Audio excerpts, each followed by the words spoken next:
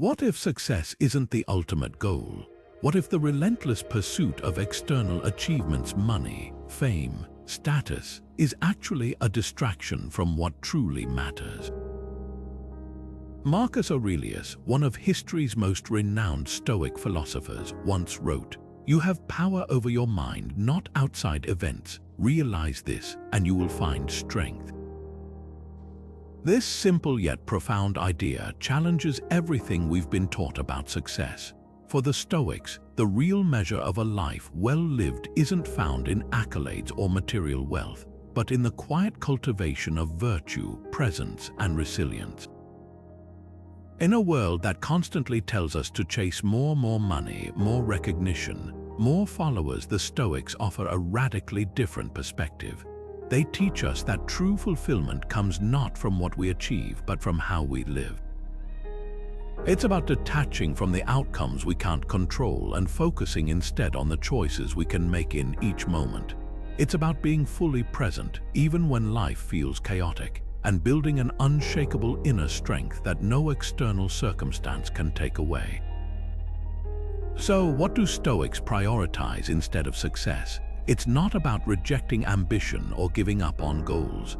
It's about redefining what matters most. It's about shifting our focus from the fleeting rewards of external validation to the enduring rewards of inner growth.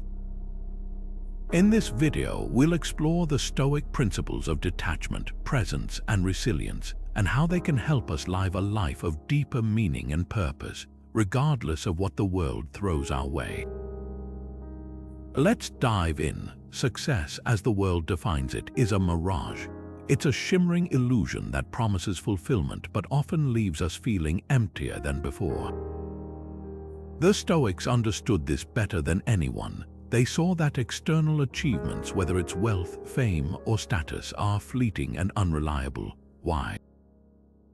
Because they're not truly within our control. No matter how hard we work or how much we achieve, life has a way of throwing curveballs that can shatter even the most carefully laid plans.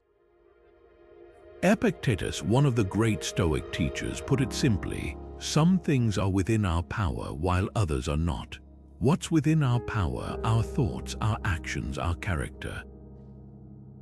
What's not? Everything else: the opinions of others, the outcomes of our efforts, even the length of our lives. The Stoics believed that tying our happiness to things outside our control is a recipe for disappointment. Instead, they urged us to focus on what we can control: our virtue, our integrity, and how we respond to life's challenges. Think about the modern professional chasing promotions, climbing the corporate ladder, and accumulating accolades. On the surface, they might seem successful, but ask them how they feel and you might hear a different story. They're stressed, overworked, and constantly chasing the next milestone, only to find that each achievement brings a fleeting sense of satisfaction before the cycle begins again. Sound familiar? Here's the question to ask yourself. Does your definition of success align with your values? Are you chasing things because they truly matter to you, or because society tells you they should? The Stoics invite us to pause and reflect. What if success isn't about what you achieve, but about who you become in the process? What if the real measure of a life well lived is found not in external validation, but in the quiet strength of your character? This isn't about rejecting ambition or giving up on goals. It's about shifting your focus. It's about recognizing that while external success may come and go, the person you choose to be, your honesty, your resilience, your kindness, is something no one can take away. So, the next time you find yourself chasing that next big thing, ask yourself, am I pursuing this because it aligns with my values, or because I'm trying to fill a void that no amount of success can ever truly satisfy?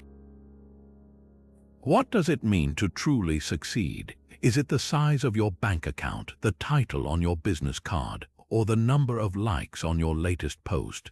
The Stoics would argue that none of these things define real success. For them, success isn't about external achievement. It's about living in alignment with virtue and reason. It's about cultivating qualities like wisdom, courage, and self-discipline, regardless of what's happening around you. Seneca, one of the most influential Stoic philosophers, wrote, "It is not the man who has too little, but the man who craves more that is poor." In other words, true wealth isn't measured by what you have, but by who you are. A life of purpose, according to Seneca, is one where your actions are guided by your principles, not by the whims of society or the pursuit of fleeting rewards. Take Cotto the Younger, a Roman statesman and Stoic who lived by this philosophy. Cotto was known for his unshakable integrity, even when it cost him power and prestige. When faced with the choice between compromising his values and gaining political influence, he chose the former every single time. To Cotto, success wasn't about climbing to the top of the political ladder. It was about staying true to his principles, no matter the cost. This might sound radical in a world that often rewards compromise and shortcuts, but the Stoics believed that real success lies in the quiet, consistent practice of virtue. It's about doing the right thing, even when no one is watching. It's about facing challenges with courage, treating others with kindness, and making decisions guided by reason rather than impulse. So, here's a question to reflect on. Do your actions align with your principles? Are you living in a way that reflects your deepest values, or are you chasing goals that society has told you to pursue? The Stoics invite us to pause and consider what success really means to us. Is it about external validation, or is it about the kind of person you choose to be every single day? This isn't about perfection, it's about progress. It's about striving to live with integrity, even when it's hard, because at the end of the day, the Stoics remind us that the only true measure of success is the one you set for yourself, based on the values that matter most to you. So, what kind of success are you chasing? And more importantly, does it align with the person you want to become? Imagine a life where you're not ruled by results, where the success or failure of your efforts doesn't dictate your happiness or self-worth. This is the essence of Stoic detachment, a practice that allows you to focus on what you can control while letting go of what you can't. Marcus Aurelius put it this way: accept the things to which fate binds you and love the people with whom fate brings you together, but do so with all your heart. In other words, give your best effort, but don't cling to the outcome. The Stoics believed that attachment to results is a source of unnecessary suffering. Why? Because outcomes are often outside our control. You can prepare meticulously, work tirelessly, and still fall short of your goals, but that doesn't mean your effort was wasted. In fact, the Stoics would argue that the effort itself is where the real value lies. It's in the doing, the striving, the learning, the growing that we find meaning and build character. Take the example of a professional athlete. Imagine a runner training for a marathon. They can control their diet, their training schedule, and their mindset. But on race day, they can't control the weather, the performance of their competitors, or even how their body will respond under pressure. A Stoic athlete wouldn't fixate on winning the race. Instead, they'd focus on giving their best effort, knowing that the outcome is ultimately out of their hands. Win or lose, they'd walk away with their integrity intact, proud of the work they put in.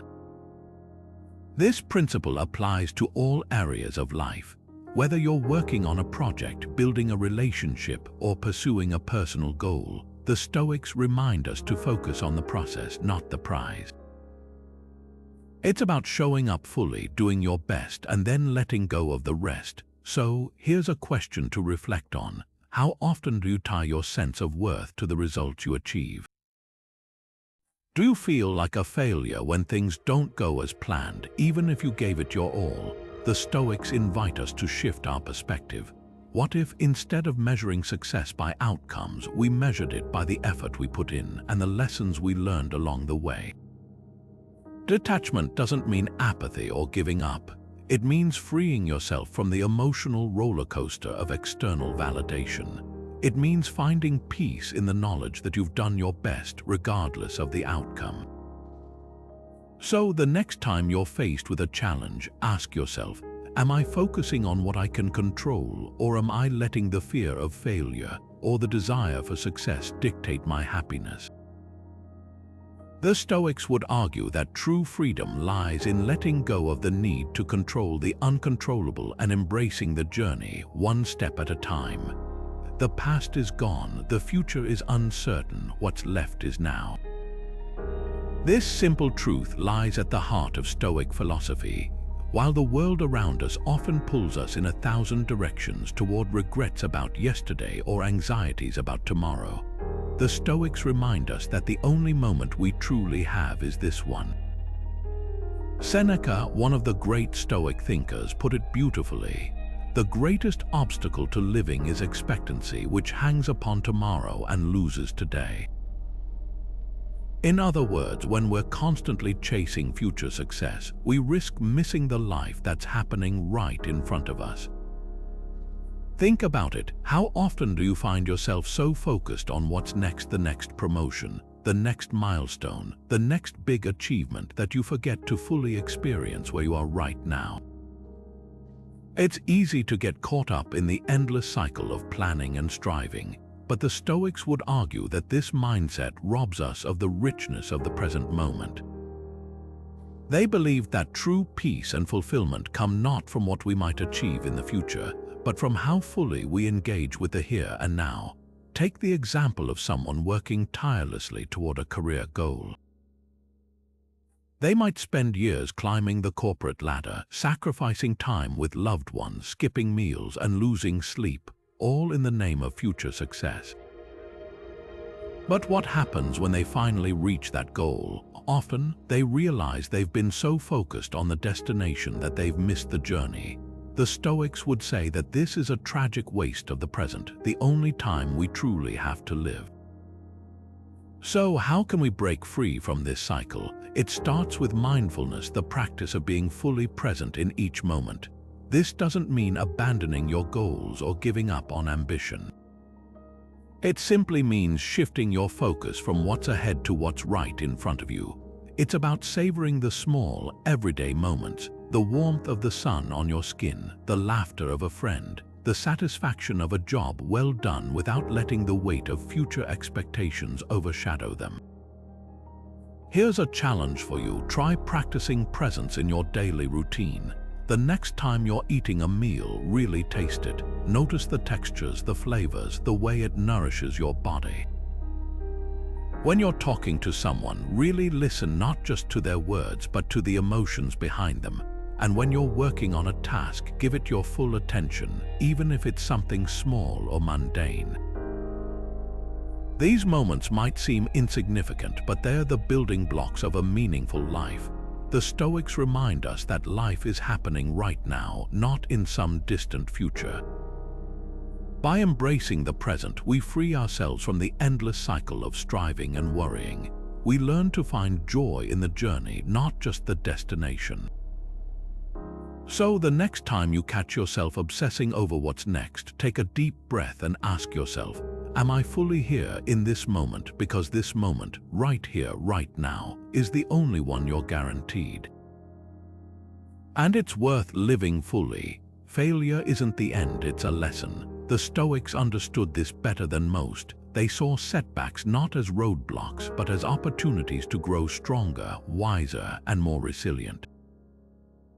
Epictetus, the Stoic philosopher who endured slavery and hardship, once said, "It's not what happens to you, but how you react to it that matters." This simple yet profound idea shifts the focus from the outcome to the process, from what happens to us to how we choose to respond. Think about it. How often do we let failure define us? We miss a goal, face rejection, or fall short of expectations, and suddenly we're consumed by self-doubt. But what if, instead of seeing failure as a dead end, we saw it as a stepping stone? What if every setback was an invitation to learn, adapt, and grow? Take the story of Sarah Blakely, the founder of Spanx. Before she became a billionaire entrepreneur, she faced countless rejections and failures. She was turned down by manufacturers, laughed at by potential investors, and even told her idea was too niche to succeed. But instead of giving up, she used each rejection as fuel to refine her vision and push forward. Today, Spanx is a household name, and Blakely credits her resilience, not just her success, as the key to her journey. The Stoics would applaud this mindset. They believed that resilience isn't just about bouncing back, it's about using every challenge as a chance to build inner strength. It's about recognizing that failure isn't the opposite of success, it's part of the process. So here's a question to reflect on: how do you respond to failure? Do you let it knock you down, or do you use it as a stepping stone? The Stoics invite us to reframe our setbacks instead of asking, "Why did this happen to me?" Ask, "What can I learn from this? How can I grow stronger because of it?" This isn't about pretending failure doesn't hurt. It's about choosing to see it as a teacher rather than an enemy. It's about embracing the discomfort, learning from it, and moving forward with grace and determination. Because at the end of the day, the Stoics remind us that true success isn't about avoiding failure, it's about building the resilience to rise every time you fall. So, the next time you face a setback, ask yourself, what lesson is this failure trying to teach me, and how can I use it to become the best version of myself? True wealth isn't measured in possessions, it's measured in peace of mind, in the ability to find joy in what you already have, rather than endlessly chasing what you don't. The Stoics understood this deeply. Seneca, one of their most eloquent voices, warned, "It is not the man who has too little, but the man who craves more that is poor." In other words, the real poverty isn't a lack of material things, it's the insatiable desire for more, the constant feeling that what you have is never enough. This idea might sound counterintuitive in a world that bombards us with messages to buy more, achieve more, and want more. But the Stoics believed that true contentment comes from simplicity and self-sufficiency. It's about finding fulfillment in the present moment, rather than pinning your happiness on some future acquisition or achievement. Take the story of Diogenes, the ancient philosopher who famously lived in a barrel. When Alexander the Great, one of the most powerful men in history, visited him and offered to grant him any wish, Diogenes simply replied, "Step aside, you're blocking my sunlight." To Diogenes, the sunlight, something freely available to everyone, was enough. He didn't need wealth, power, or status to feel content. His happiness came from within, from his ability to appreciate the simple things in life. Now, you don't have to live in a barrel to embrace this philosophy, but you can start by asking yourself, where in your life are you chasing more when what you already have is enough?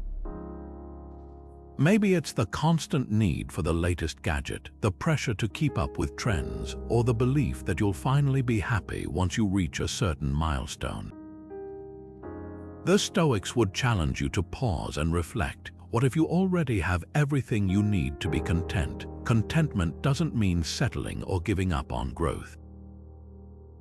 It means recognizing that your worth isn't tied to what you own or achieve. It's about finding joy in the present, in the relationships you have, the work you do, and the small, everyday moments that often go unnoticed. So here's a challenge for you. Identify one area of your life where you can practice contentment. Maybe it's decluttering your space and letting go of things you don't need. Maybe it's spending less time scrolling through social media and more time appreciating the people around you. Or maybe it's simply taking a moment each day to reflect on what you're grateful for. The Stoics remind us that true wealth isn't found in what we accumulate, but in our ability to appreciate what we already have. So the next time you catch yourself longing for more, ask yourself, what if I already have enough? What if the key to contentment isn't out there, but right here within me? How often do you pause to examine your life? In the hustle and bustle of modern living, it's easy to get caught up in the noise, the deadlines, the notifications, the endless to-do lists. But the Stoics believed that without regular self-reflection, we risk losing sight of what truly matters. Marcus Aurelius, the philosopher king, wrote in his personal journal, "You have to assemble your life yourself, action by action, and be satisfied if each one achieves its goal as far as it can. No one can keep that from happening." This practice of introspection wasn't just a habit for him, it was a cornerstone of Stoic philosophy, a way to ensure his actions aligned with his deepest values. The Stoics were firm believers in the power of journaling and self-examination. Every day, they would take time to reflect on their thoughts, actions, and decisions. They'd ask themselves questions like, did I act with integrity today? Did I let external events dictate my emotions? Did I stay true to my principles even when it was difficult?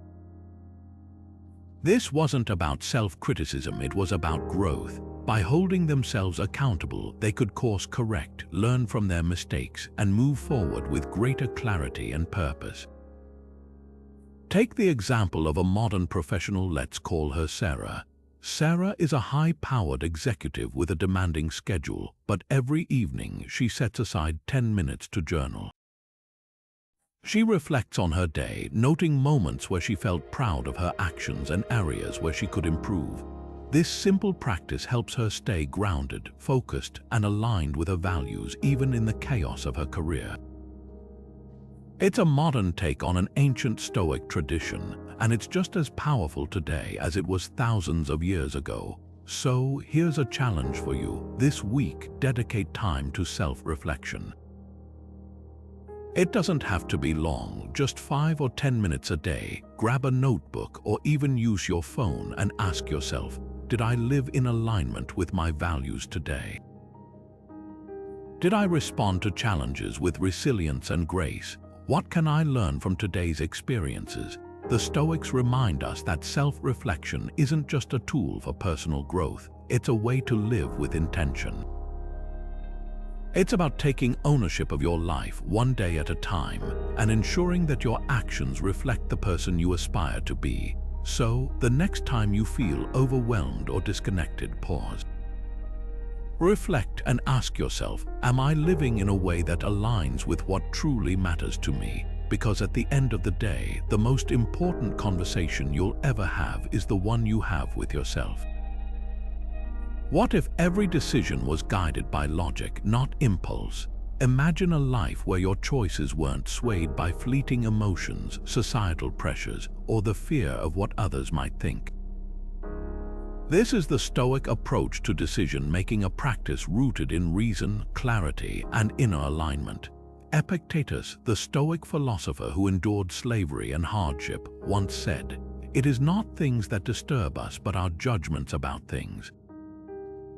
In other words, it's not the events themselves that shape our lives, but how we interpret and respond to them. And the key to responding wisely, reason. The Stoics believed that reason is our greatest tool, a compass that helps us navigate life's complexities with clarity and purpose. Unlike emotions, which can be unpredictable and fleeting, reason offers a steady, reliable guide. It allows us to step back, assess a situation objectively, and make choices that align with our values, rather than reacting impulsively or being swept away by external pressures. Take the story of James Stockdale, a U.S. Navy pilot who was shot down during the Vietnam War and held as a prisoner for over 7 years. In the face of unimaginable suffering, torture, isolation, and uncertainty, Stockdale relied on Stoic principles to survive. He later credited his ability to endure to his practice of rational thinking. Instead of giving in to despair or anger, he used reason to focus on what he could control: his mindset, his resilience, and his commitment to his fellow prisoners. Stockdale's story is a powerful reminder of how reason can guide us through even the darkest moments, helping us make decisions that honor our values and preserve our integrity. So how can we apply this in our own lives? Start by pausing before you act. When faced with a decision, ask yourself, is this choice driven by emotion or by reason? Am I reacting to external pressures, or am I making a thoughtful, intentional decision? The Stoics would argue that every choice is an opportunity to practice self-mastery, to align your actions with your principles, rather than being pulled by the tides of impulse or fear. Here's a reflective prompt for you. Think about a recent decision you made. Was it guided by logic, or did emotions play a bigger role than you realized? The Stoics invite us to examine our choices with honesty and curiosity. By doing so, we can begin to cultivate a habit of rational thinking, one that helps us live with greater clarity, purpose, and peace. Reason isn't about suppressing emotions or denying their importance. It's about recognizing that emotions are just one part of the equation. When we let reason take the lead, we make decisions that are grounded in wisdom, not whims. So the next time you're faced with a tough choice, take a deep breath, step back, and ask yourself, what would reason guide me to do? Because in the end, the quality of our decisions shapes the quality of our lives. Gratitude turns what we have into enough. It's a simple idea, but one that holds immense power, especially in a world that constantly tells us we need more. The Stoics understood this deeply. They believed that gratitude isn't just a fleeting feeling. It's a practice, a way of seeing the world that shifts our focus from what's lacking to what's abundant. Marcus Aurelius, the philosopher king, wrote, "When you arise in the morning, think of what a precious privilege it is to be alive, to breathe, to think, to enjoy, to love." This isn't just poetic advice, it's a call to action. It's about finding joy in the small, everyday moments that we often take for granted. Think about it. How often do we overlook the things we have because we're so focused on what we don't? The Stoics would argue that this mindset is a trap, one that keeps us perpetually dissatisfied, always chasing the next thing instead of appreciating what's right in front of us. Gratitude, on the other hand, is a way to break free from that cycle. It's about training your mind to see the good even in the midst of challenges. Take the story of Viktor Frankl, the psychiatrist and Holocaust survivor who wrote Man's Search for Meaning. In the darkest of circumstances, imprisoned in a concentration camp, Frankl found moments of gratitude. He noticed the beauty of a sunset, the kindness of a fellow prisoner, the strength of his own spirit. These small acts of appreciation didn't change his circumstances, but they changed how he experienced them. They gave him a sense of purpose and resilience that carried him through unimaginable hardship. The Stoics would say that Frankl's mindset is a perfect example of their philosophy in action. Gratitude isn't about ignoring life's difficulties. It's about finding light even in the darkest places. It's about recognizing that no matter how tough things get, there's always something to be thankful for, whether it's the warmth of the sun, the support of a friend, or the simple fact that you're alive to face another day. So here's a challenge for you. Take a moment right now to list 3 things you're grateful for today. They don't have to be big or profound. Maybe it's the taste of your morning coffee, the sound of birds outside your window, or the fact that you have a roof over your head. Whatever it is, write it down, say it out loud, let yourself feel the weight of that gratitude. The Stoics remind us that gratitude isn't just a feeling, it's a practice. And like any practice, it gets stronger the more you do it. By cultivating gratitude, you train your mind to see abundance where you once saw lack. You learn to find joy in the present moment rather than constantly chasing the next big thing. So the next time you feel overwhelmed or dissatisfied, pause, reflect, and ask yourself, what am I grateful for right now? Because sometimes the simplest shift in perspective can change everything. True greatness lies in humility. In a world that often celebrates ego, self-promotion, and the loudest voices in the room, the Stoics offer a refreshing counterpoint. They believed that humility, not arrogance, is the mark of true strength. Seneca, one of the most influential Stoic philosophers, warned, "Pride is the greatest burden a man can carry, for it bends him under its weight." In other words, when we let ego take the wheel, we lose sight of what truly matters. We become so focused on proving ourselves, on climbing higher and shouting louder, that we forget the quiet power of staying grounded. The Stoics saw humility as a virtue, not a weakness. It's about recognizing that no matter how much we achieve, we're still part of something larger, a community, a world, a universe that doesn't revolve around us. It's about understanding that success doesn't make us superior and failure doesn't make us inferior. Humility keeps us connected to reality, to others, and to our own humanity. Take the example of Nelson Mandela, a leader who embodied this principle. After spending 27 years in prison, Mandela emerged not with bitterness or a desire for revenge, but with a profound sense of humility. He understood that true leadership wasn't about wielding power over others, but about serving them.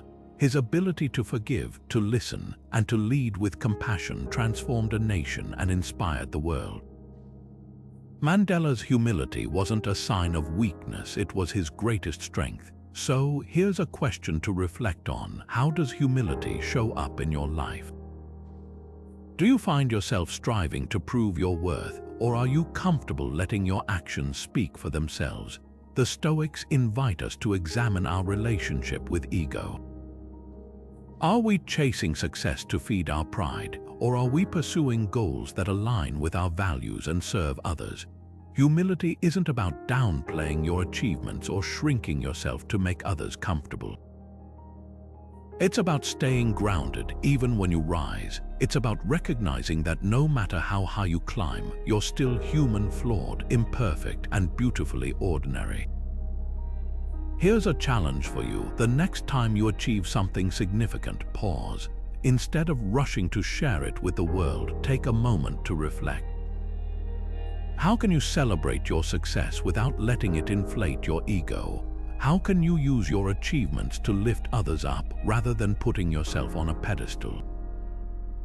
The Stoics remind us that true greatness isn't found in the spotlight, but in the quiet moments of connection, service, and self-awareness. So, the next time you're tempted to let pride take over, ask yourself, am I leading with humility? Because in the end, the most powerful leaders aren't the ones who shout the loudest, they're the ones who listen, learn, and lead with grace. What if discomfort was a tool for growth? What if, instead of avoiding challenges, we leaned into them, not because we enjoy suffering, but because we know it makes us stronger? This is the heart of the Stoic practice of voluntary discomfort. Epictetus, the Stoic philosopher who endured slavery and hardship, once said, "Difficulties show what men are. Therefore, when a difficulty befalls you, remember that God, like a trainer of wrestlers, has matched you with a tough opponent." In other words, hardship isn't something to fear or avoid. It's an opportunity to grow, to test your limits, and to build resilience. The Stoics believed that comfort, while pleasant, can make us soft. When we're too attached to ease and convenience, we become vulnerable to life's inevitable challenges. That's why they practiced voluntary discomfort, deliberately putting themselves in situations that tested their endurance and self-discipline.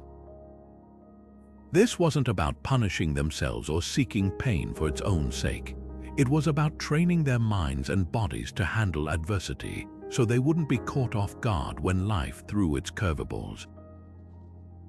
Take the example of Cato the Younger, a Roman statesman and Stoic who was known for his rigorous self-discipline. Cato would often walk barefoot in the cold, wear simple clothing, and eat plain food, not because he had to, but because he chose to. By embracing discomfort, he strengthened his resilience and reduced his attachment to material comforts. When faced with real hardship like political persecution or exile, Cato didn't crumble. He stood firm, grounded in the inner strength he had built through years of practice. So, how can we apply this in our own lives? Start small. Maybe it's taking a cold shower instead of a hot one, or walking to work instead of driving. Maybe it's fasting for a day or turning off your phone for a few hours. These might seem like minor challenges, but they're opportunities to practice resilience and reduce your dependence on comfort. Here's a reflective prompt for you. What's one small way you can embrace discomfort today? It doesn't have to be extreme or life-altering. The goal isn't to make yourself miserable, it's to build strength one small step at a time. The Stoics remind us that growth doesn't happen in comfort. It happens when we step outside our comfort zones and face challenges head-on. So, the next time you're tempted to avoid something difficult, ask yourself, what if this discomfort is an opportunity to grow? What if, by leaning into it, I'm building the resilience I'll need for life's bigger challenges? Because in the end, the Stoics teach us that true strength isn't about avoiding hardship, it's about learning to thrive in the midst of it. Success isn't about what you gain, it's about what you give. This might sound counterintuitive in a world that often measures success by personal achievements, wealth, or status. But for the Stoics, true fulfillment comes not from accumulating more for yourself, but from contributing to others. Marcus Aurelius, the philosopher king, put it this way: what brings no benefit to the hive brings none to the bee. In other words, we're all interconnected. Our well-being is tied to the well-being of those around us, and when we focus on serving others, we not only enrich their lives, we enrich our own. The Stoics believed that one of the highest forms of virtue is contributing to the greater good. It's about recognizing that we're part of a larger community and that our actions have ripple effects far beyond ourselves. This isn't about grand gestures or heroic acts. It's about the small, everyday choices we make to lift others up, whether it's offering a kind word, lending a hand, or simply being present for someone in need. Take the story of Florence Nightingale, the pioneering nurse who transformed healthcare during the Crimean War. Nightingale didn't seek fame or fortune. She was driven by a deep sense of duty and compassion for others. Despite facing immense challenges, grueling working conditions, societal resistance, and her own health struggles, she dedicated her life to serving the sick and vulnerable. Her contributions didn't just save lives, they reshaped the entire field of nursing, leaving a legacy that continues to impact the world today. The Stoics would argue that Nightingale's life is a powerful example of what it means to live with purpose. It's not about what you achieve for yourself, but about how you use your gifts to make a difference in the lives of others. And the beauty of this philosophy is that it's accessible to everyone. You don't need to be a nurse, a leader, or a hero to contribute. You just need to show up with kindness and intention in the moments that matter. So, here's a question to reflect on. How can you contribute to your community? It doesn't have to be a grand gesture. Maybe it's volunteering your time, mentoring someone who could use your guidance, or simply being a good listener for a friend in need. The Stoics remind us that even the smallest acts of service can have a profound impact not just on others, but on ourselves. When we shift our focus from personal success to collective well-being, something remarkable happens. We find a deeper sense of purpose, we feel more connected to those around us, and we discover that true fulfillment doesn't come from what we take, but from what we give. So, the next time you're thinking about your goals, ask yourself, how can I use my time, my skills, and my energy to make a difference? Because in the end, the measure of a life well lived isn't what you achieve, it's what you contribute. What if peace came from accepting the inevitable? What if, instead of fighting against the things we can't change, we learn to embrace them not with resignation, but with a sense of purpose and even gratitude? This is the heart of the Stoic practice of Amor Fati, or love of fate.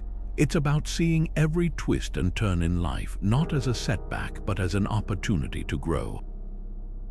Epictetus, the Stoic philosopher who endured slavery and hardship, put it this way: Don't seek for everything to happen as you wish it would, but rather wish that everything happens as it actually will. Then your life will flow well. At first glance, this might sound like giving up, but the Stoics weren't advocating passivity or defeat. They were teaching us to focus our energy where it matters most, on the things we can control, like our attitudes, our actions, and our responses. By accepting what we can't change, we free ourselves from the exhausting cycle of resistance and frustration. We stop wasting energy on battles we can't win and start channeling it into building resilience, finding meaning, and moving forward. Take the story of Viktor Frankl, the psychiatrist and Holocaust survivor who wrote Man's Search for Meaning. In the face of unimaginable suffering, Frankl chose to accept his circumstances, not because he wanted to, but because he had no other choice. And in that acceptance, he found a profound sense of purpose. He realized that even in the darkest moments, he still had the power to choose his attitude, his mindset, and his response. This realization didn't just help him survive, it gave him a reason to keep going. So, here's a question to reflect on. What's one thing in your life that you need to accept? Maybe it's a situation you can't change, a relationship that's out of your control, or a past mistake you can't undo. The Stoics would challenge you to stop fighting it and start embracing it, not as a failure but as a teacher. What can this situation show you about resilience, about patience, about yourself?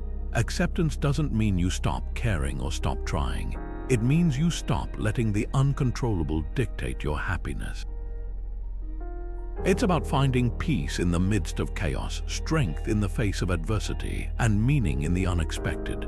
So, the next time life throws you a curveball, ask yourself, can I accept this? Can I see it not as a roadblock but as a stepping stone? Because in the end, the Stoics remind us that true freedom comes not from controlling life, but from learning to flow with it. Wisdom is the ultimate success. While the world often measures achievement by wealth, status, or accolades, the Stoics saw something far more valuable: the pursuit of wisdom.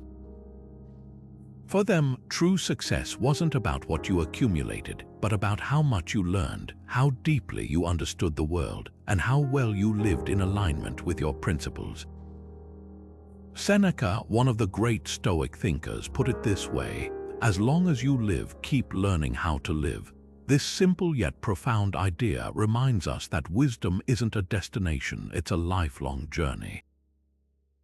The Stoics believed that wisdom was the foundation of a meaningful life. It's what allows us to navigate challenges with clarity, make decisions with integrity, and find peace in the midst of chaos. Unlike external achievements which can be taken away, wisdom is something no one can steal from you.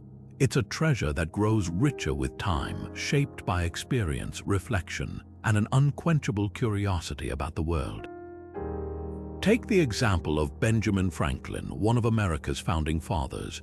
Franklin was a man of immense achievement, a scientist, inventor, diplomat, and writer.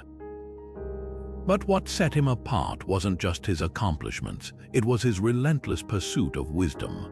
Franklin famously kept a journal where he tracked his progress in cultivating virtues like humility, temperance, and industry. He saw every day as an opportunity to learn, to grow, and to become a better version of himself. For Franklin, success wasn't about fame or fortune, it was about the quiet, steady work of self-improvement. So, here's a question to reflect on. How can you prioritize wisdom in your own life? It doesn't have to mean reading ancient philosophy or spending hours in meditation. It can be as simple as asking yourself, what did I learn today? Or how can I approach this situation with more understanding? The Stoics remind us that wisdom isn't about having all the answers, it's about being willing to ask the right questions. Here's a challenge for you. This week, dedicate time to learning something new. It could be a book, a podcast, or even a conversation with someone who sees the world differently than you do. Pay attention to how it shifts your perspective, how it deepens your understanding, and how it helps you navigate life with a little more clarity and grace.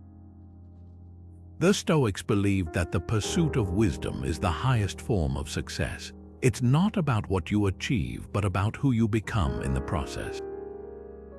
So, the next time you're tempted to measure your worth by external standards, pause, reflect, and ask yourself, am I growing wiser? Because in the end, the true measure of a life well lived isn't what you accomplish, it's what you learn along the way. Less is more in the Stoic philosophy.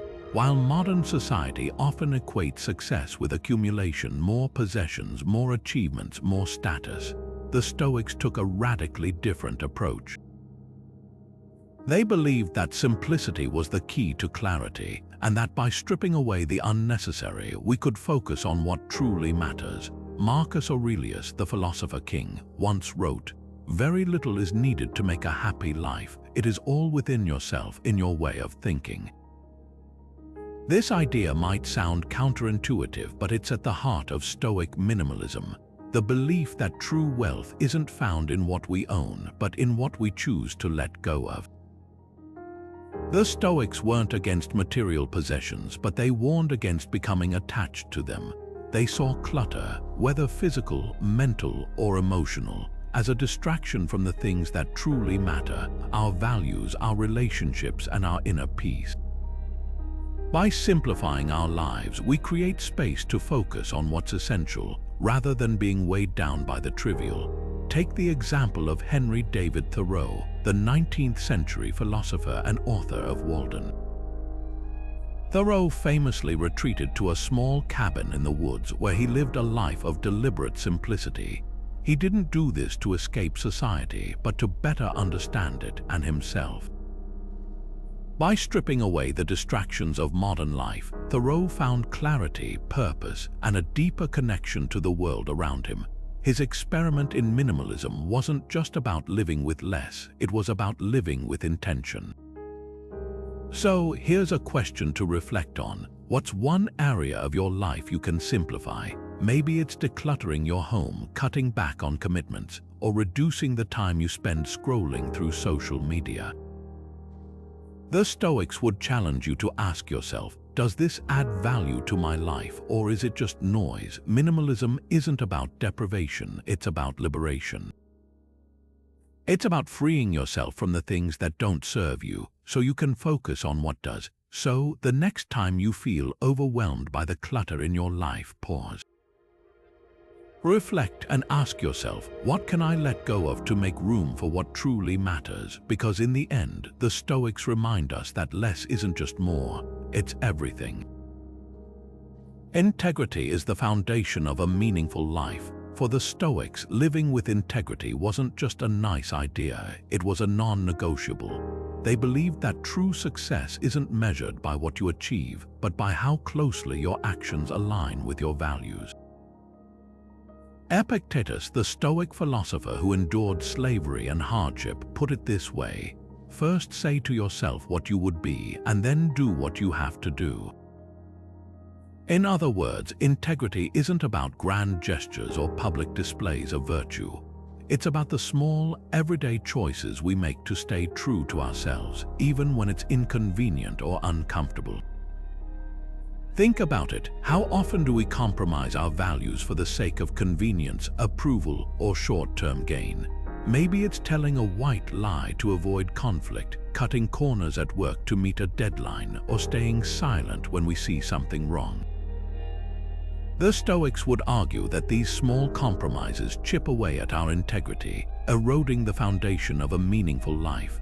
Take the story of Rosa Parks, the civil rights activist who refused to give up her seat on a segregated bus in Montgomery, Alabama. Parks wasn't seeking fame or recognition. She was simply standing up for what she believed was right. Her decision to act with integrity, even in the face of immense pressure and danger, sparked a movement that changed the course of history. Parks' story is a powerful reminder that integrity isn't just about doing the right thing when it's easy, it's about doing the right thing when it's hard. So here's a question to reflect on. Where in your life are you compromising your integrity? Are there areas where your actions don't fully align with your values? The Stoics invite us to examine our choices with honesty and courage.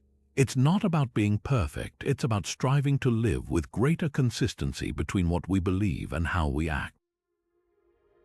Here's a challenge for you. This week, identify one small way you can practice greater integrity. Maybe it's speaking up when you see something wrong, even if it's uncomfortable. Maybe it's admitting a mistake instead of covering it up. Or maybe it's simply being honest with yourself about where you're falling short. The Stoics remind us that integrity isn't just a virtue, it's a practice.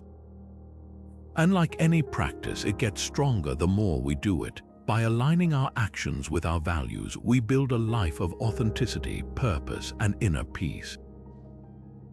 So the next time you're faced with a choice, ask yourself, am I acting with integrity? Because in the end, the true measure of a life well lived isn't what you achieve, it's who you choose to be.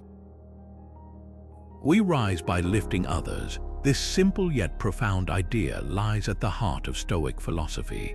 While modern culture often glorifies individual achievement, the Stoics remind us that true fulfillment comes not from standing alone, but from standing together.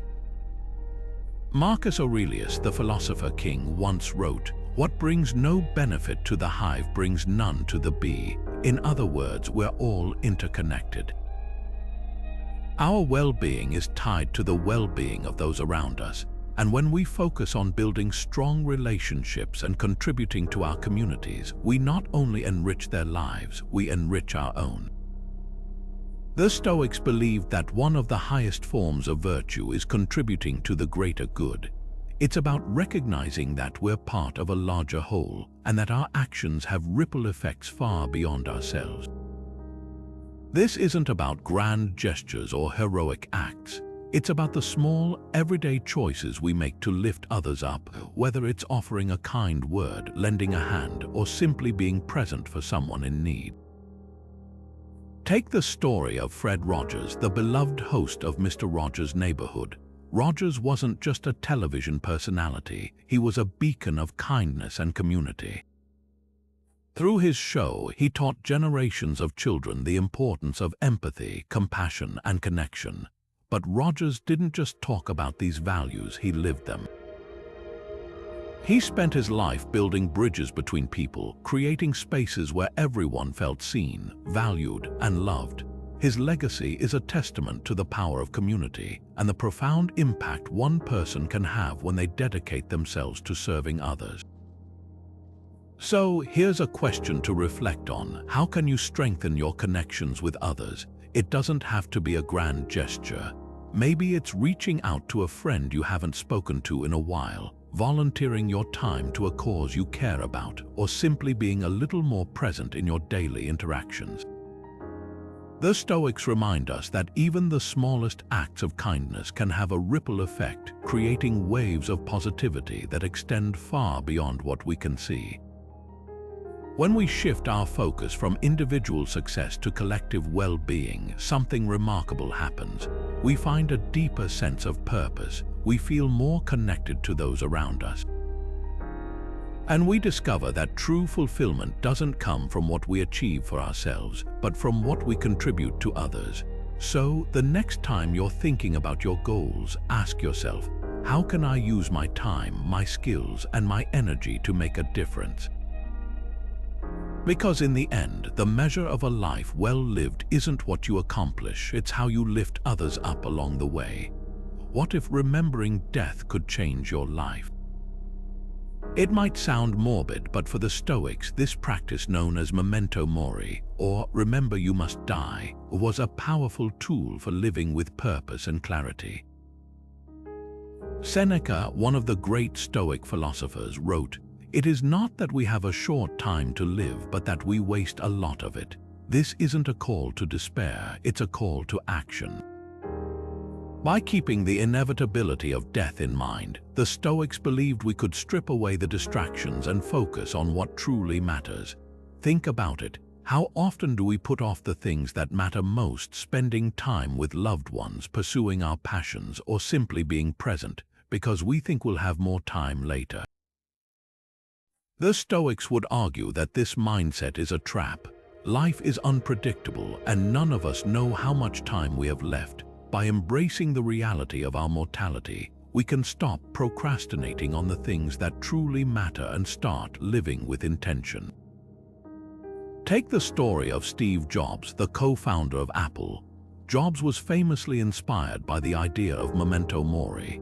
In a commencement speech at Stanford University, he shared how being diagnosed with cancer and facing the possibility of death completely shifted his perspective. He said, "Remembering that I'll be dead soon is the most important tool I've ever encountered to help me make the big choices in life." For Jobs, the reminder of mortality wasn't a source of fear, it was a source of clarity. It pushed him to focus on what he truly cared about, to take risks and to live authentically. So, here's a question to reflect on. How would you live if today were your last day? Would you spend it chasing fleeting pleasures, or would you focus on the things that bring you lasting fulfillment? The Stoics invite us to use memento mori not as a source of fear, but as a tool for transformation. It's about asking ourselves, what would I do differently if I truly understood how precious my time is? This practice isn't about dwelling on death, it's about embracing life. It's about using the reminder of our mortality to cut through the noise, to prioritize what matters, and to live with greater purpose. So, the next time you find yourself putting off something important, pause. Reflect and ask yourself, if today were my last day, would I be proud of how I spent it? Because in the end, the Stoics remind us that the awareness of death isn't a burden, it's a gift. It's what gives life its meaning, its urgency, and its beauty. Peace is the ultimate success. While the world often measures achievement by external markers, wealth, status, or accolades, the Stoics saw something far more valuable: inner peace. For them, true success wasn't about what you accomplished in the world, but about the calm and clarity you cultivated within yourself. Epictetus, the Stoic philosopher who endured slavery and hardship, put it this way: "No man is free who is not master of himself." In other words, peace isn't something you find in the world, it's something you create within. The Stoics believed that inner peace comes from self-mastery. It's about learning to control your thoughts, emotions, and reactions rather than being tossed around by external events. They understood that life is unpredictable, full of challenges, setbacks, and chaos. But they also believed that no matter what happens around us, we always have the power to choose how we respond, and it's in that choice that we find peace. Take the story of Nelson Mandela, who spent 27 years in prison under brutal conditions.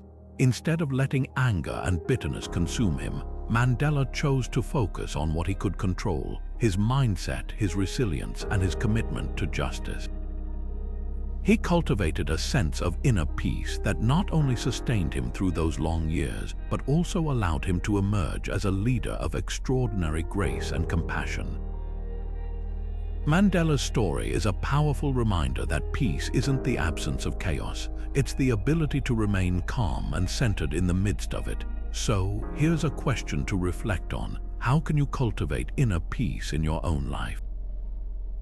It doesn't mean ignoring your problems or pretending everything is fine. It means choosing to focus on what you can control: your thoughts, your actions, your responses, and letting go of what you can't. Maybe it's taking a few minutes each day to meditate, journal, or simply breathe. Maybe it's practicing gratitude or reminding yourself that external events don't define your worth. The Stoics remind us that peace isn't something you achieve once and then forget about. It's a practice, a daily choice to focus on what matters and let go of what doesn't.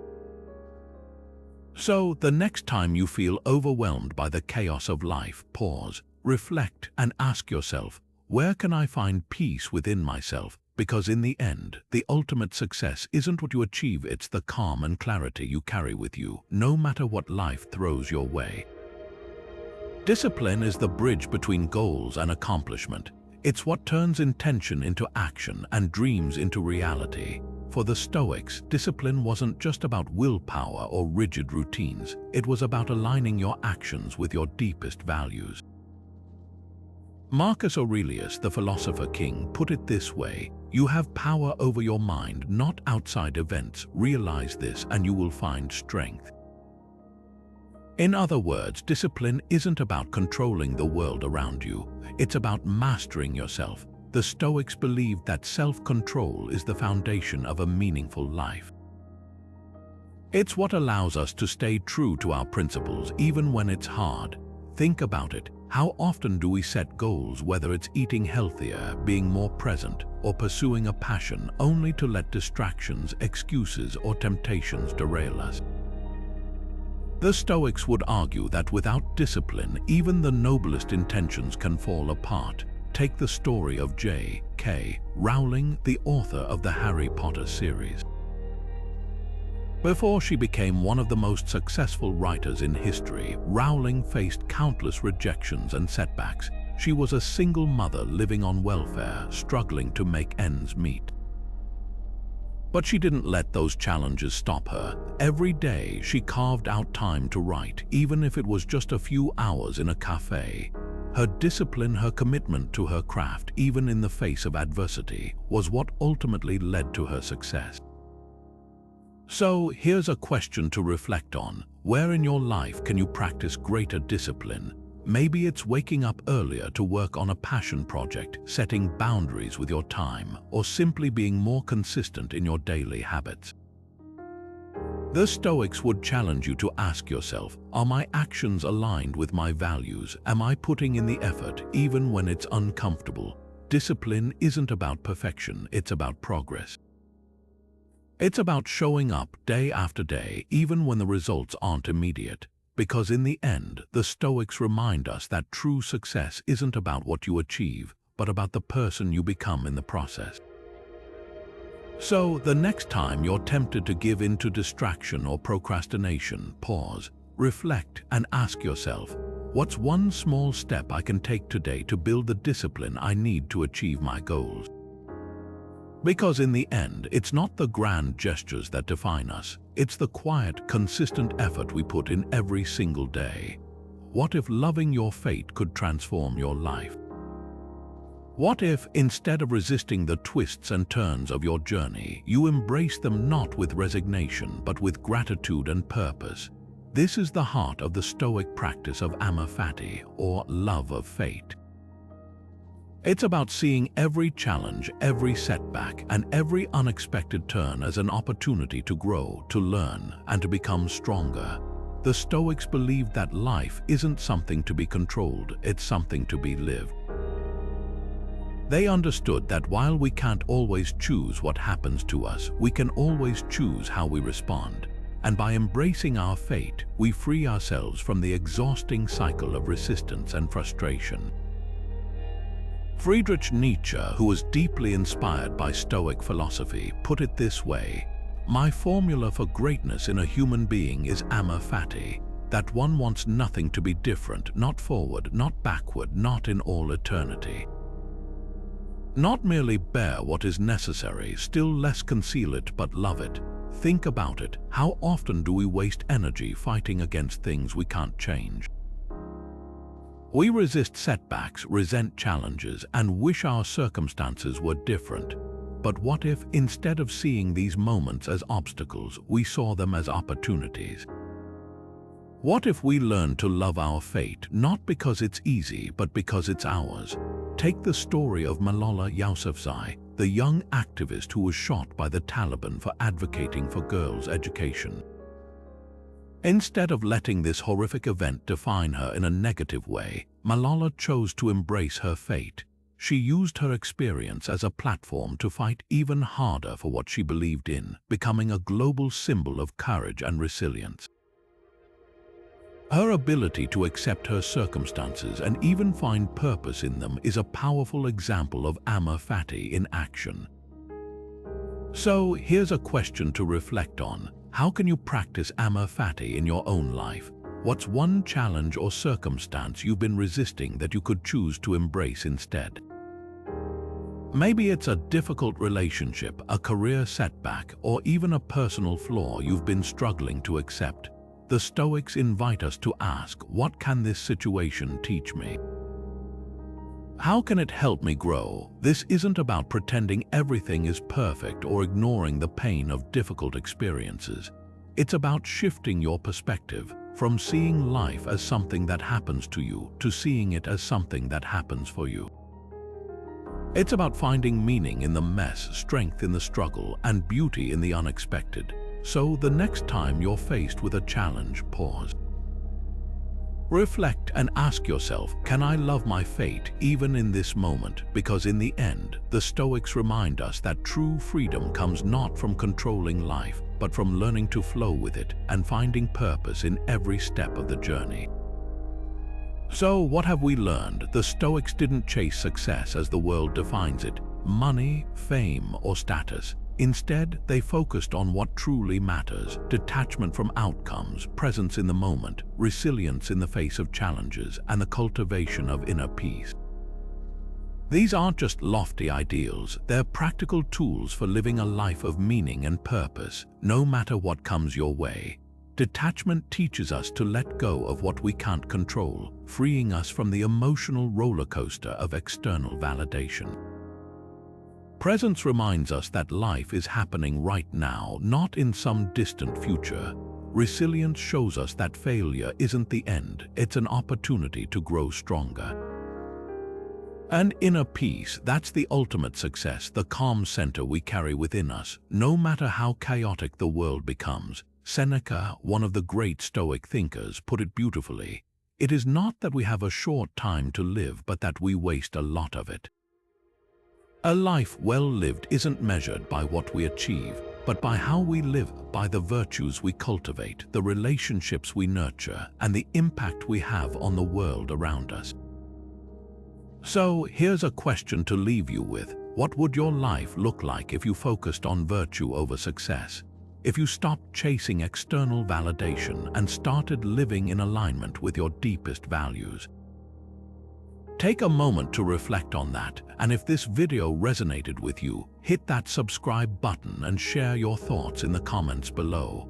Let's build a community of people committed to living with purpose, presence, and peace. Because in the end, the Stoics remind us that the greatest success isn't what you achieve, it's who you become along the way.